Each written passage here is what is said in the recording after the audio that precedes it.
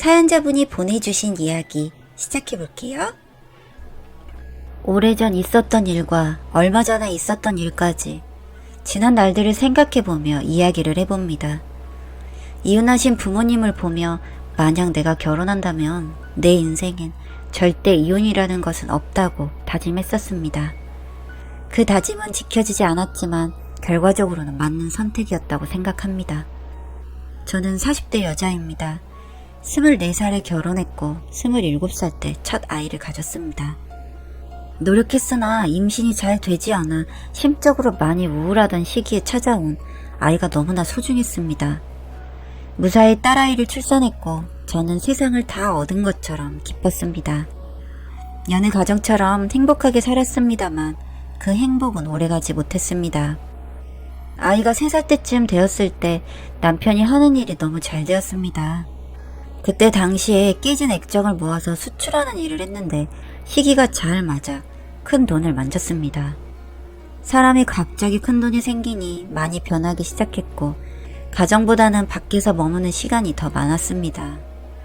그렇게 예뻐하던 딸보다는 밖에서 술 먹는 걸 더 좋아하기 시작했고 저를 여자라고 보기보다는 그냥 집안일 하는 사람 정도로 생각을 하는 것 같았습니다. 너무나 섭섭했지만 권태기가 찾아와서 그렇겠거니 생각하고 참았습니다. 1년이 넘어도 제자리로 돌아오지 않던 남편은 결국 저에게 이혼을 요구했습니다. 이미 만나는 여자가 있었고 그 여자와 결혼할 거라며 저한테 당당하게 말했습니다. 정말 바보 같던 저는 그냥 지나가는 바람일 뿐이라며 나중에 후회할 것이라고 남편을 설득했습니다. 그러나 그 사람의 마음은 변함없이 아주 확고했습니다. 이혼 서류를 들이밀 때마다 갈갈이 찢었습니다. 절대 이혼하고 싶지 않았습니다. 이혼한 가정에서 큰 저였기에 아이한테 그런 환경을 주고 싶지 않았습니다. 그렇게 시간이 점차 지나다 보니 어느덧 남편은 절 때리기 시작했습니다. 머리채를 잡아 뽑고 때리고 정말 별짓을 다 했습니다. 그래도 버텼습니다. 언젠가는 정신 차릴 거란 희망을 가지고요. 그때는 어린 나이였고 그렇게 어리석었습니다. 지금도 가끔 그때 꿈을 꾸곤 합니다. 너무나 무섭고 두렵던 날들의 꿈. 그 꿈을 꾸고 나면 아직도 내가 왜 그랬지 하며 후회스럽습니다. 정말 맞으면서 지옥 같은 생활을 이어갔지만 저는 포기하지 않았습니다. 남편은 어느 날은 저를 때리고 어느 날은 어르고 달래며 무릎까지 꿇으며 제발 좀 놓아달라고 애원하는 날도 있고 어느 날은 그 여자를 집에 데리고 오기까지 했습니다. 저는 또 바보처럼 밥이나 먹으면 얘기하자는 남편 말에 그 여자 밥까지 차려주는 정말 모질이 중에 상모질이었습니다. 양육비며 뭐며 부족하게 주지 않겠다고 제발 좀 이 사람 좀 놓아달라고 하는 그 여자에게 저는 존대를 하며 그냥 그쪽이 제발 좀 남편 놔주면 안 되냐고 부탁도 했었죠. 시간이 지나니 그냥 그런 제 인생에 적응하는 저를 발견할 수 있었고 딸 키우는 재미로 그냥 버텼습니다. 그러다가 이젠 정말 버틸 만큼 버텼으니 그만둬야겠다고 생각한 계기가 있었습니다.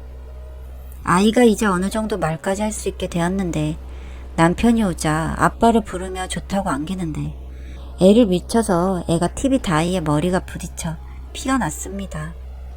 그걸 보면서 정말 부성애고 뭐고 정말 지독한 사람이구나 싶은 마음에 정말 질려버렸습니다.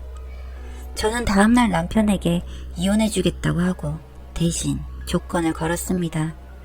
절대, 아주 절대 우리 앞에 나타나지 말고 평생 딸 얼굴도 안 보겠다고 하면 이혼해주겠다고요. 남편은 내 자식 내가 보는 것이 왜 문제가 되냐고 했고 저는 그렇지 않으면 절대 이혼하지 않겠다고 했습니다. 남편은 고민을 하더니 알겠다고 했고 그냥 말로만 그럴까 싶어 각서까지 썼습니다. 양육비고 뭐고 필요 없으니 그냥 내가 살아갈 수 있도록 집 팔아 내가 가지겠다고 했고 동의했습니다. 다 정리하고 그 돈으로 딸과 정말 연고도 없는 포항으로 가서 집 하나 얻어 살기 시작했습니다.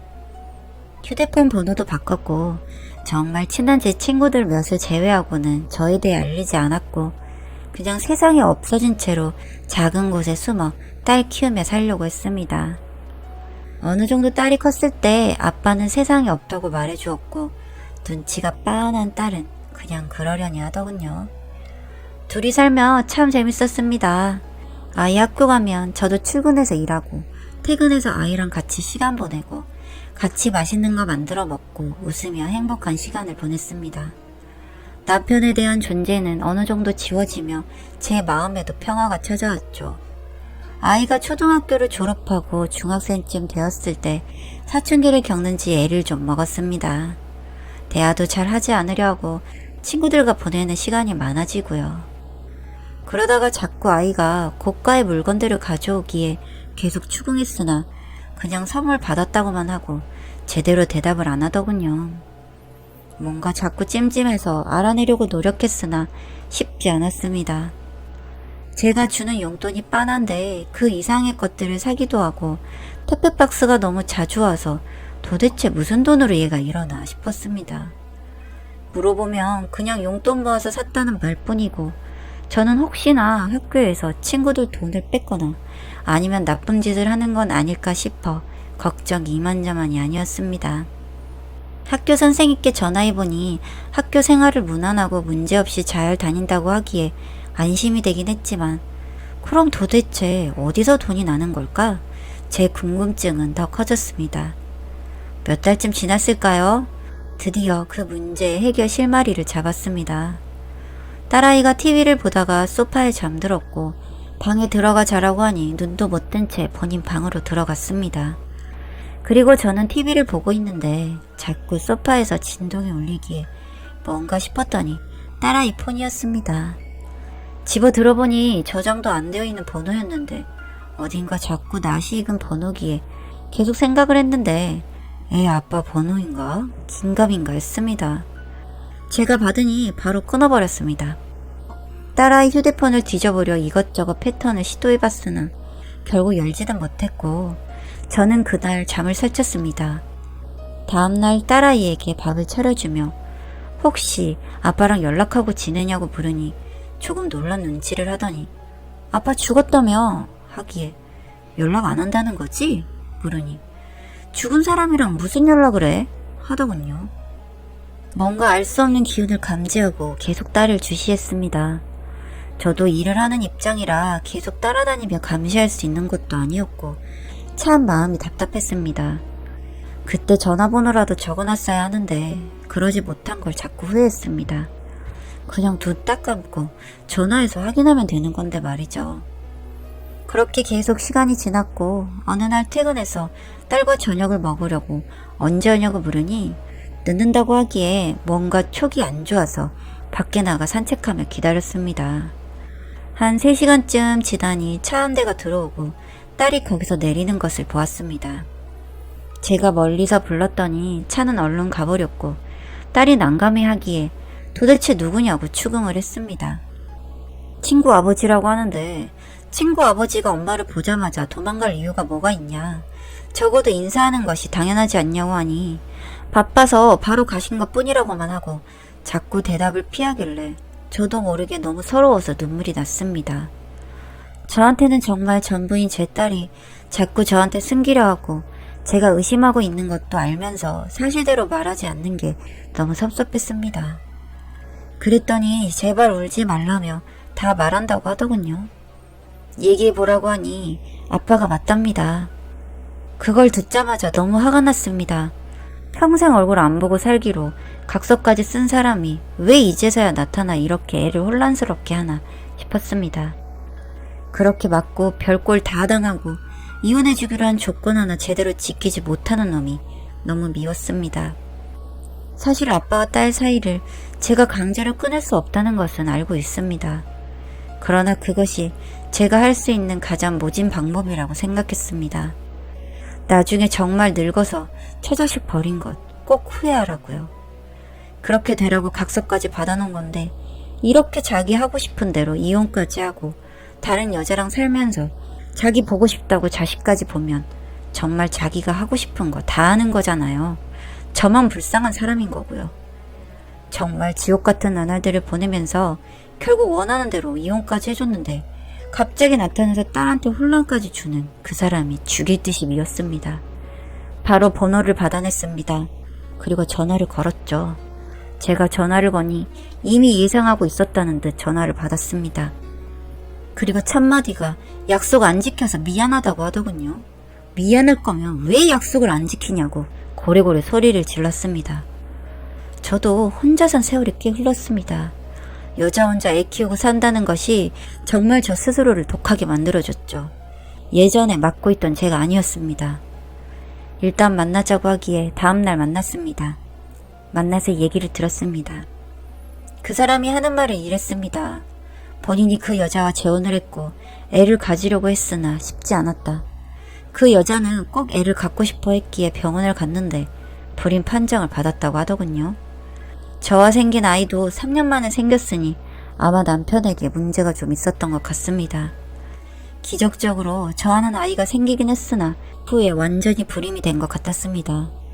그렇게 불임 판정을 받고 나서 그 여자와의 사이도 안 좋게 되어 다시 이혼을 하게 되었고 계속 혼자 살다 보니 자식 생각이 났다고 하더군요.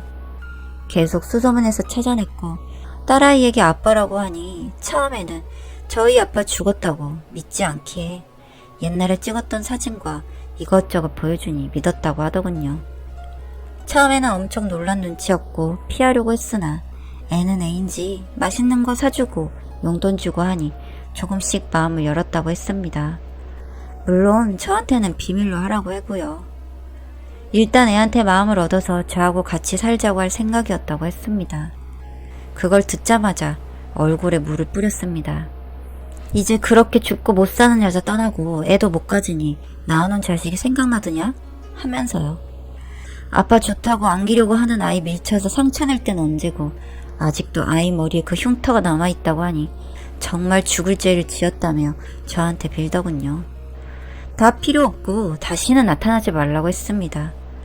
그러니 제발 본인한테 한 번만 다시 기회를 달라고 빌기에 아직 그 각서 가지고 있다. 애 혼란스럽게 하지 말고 제발 약속 지켜달라고 했습니다. 이런 식으로 하면 정말 이번에는 아무한테도 말하지 않고 소리소문 없이 사라지겠다고요. 애 번호며 제 번호며 다 바꿀 거고 정말 못 찾아내게 꽁꽁 숨어버리겠다고요.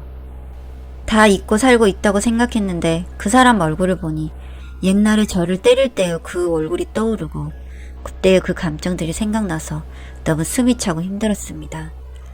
이 사람한테 정말 내가 트라우마가 있구나 싶은 마음이 들었고 다신 얼굴 보고 싶지 않았습니다. 자리를 일어나 집으로 와 딸아이와 얘기를 했습니다. 아빠가 죽었다고 한 것은 미안하다.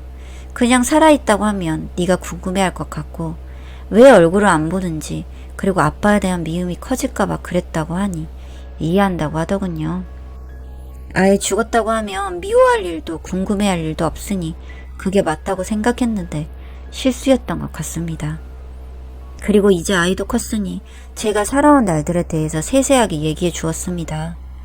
왜 이렇게 너와 둘이 살게 되었는지, 네 아빠가 어떤 사람인지, 그리고 지금 찾아온 목적이 무엇인지까지도요.